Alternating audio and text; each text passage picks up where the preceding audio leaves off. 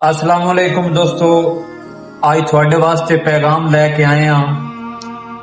इंशाअल्लाह इस महीने दी 11 अक्तूबर बरोज हफ्ता रुकन दी धरती ते कबड्डी मेला सुपर 4 डे एंड नाइट होने जा रहा है और तमाम शाकीना के मेरी इल्तमास से 11 तारीख ठीक 3 बजे ग्राउंड च पहुंच जाना है। तमाशाई हजरात और वीडियो ने इतना शेयर करना है। 5 साल बाद असी फिर अपना जड़ा रुकन टूरनामेंट होंदा ही सालाना और इस बारी असी टूरनामेंट का नाम रखे है कि मेला रुकन कबड्डी और इंशाल्लाह बड़िया अच्छी टीमां और जिवें बंदे आते ने भाई छोटे मार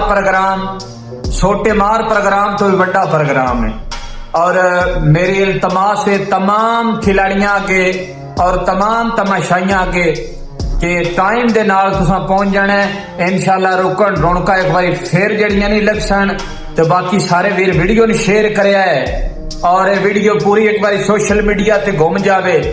अगे ही तुहानू पता है भाई साडे रुकन जड़ा टूरनामेंट होंदा है ओदा बड़ा ही रोला होंदा है। तो इंशाल्लाह जड़ियां 4 टीमां खेड रहीआं पूरियां तकड़ियां टीमां तो बाकी इंशाल्लाह टूरनामेंट की चस ना आई तो बेशक वीडियो तो बाद चो आप तुसा कमेंट कर जाना बट टूरनामेंट की चस नहीं आई और सारे बिरामा के मेरे इल्तमास से साडा टूरनामेंट इंजॉय करया है। दिहाड़ी भी है ते राती भी है 11 तारीख वाले दिहाड़े तो बाकी लव यू हो गया। वीडियो ने शेयर करना नहीं भूलना तो टूरनामेंट ते होना भी बिल्कुल नहीं भूलना। बाकी लव यू हो गया।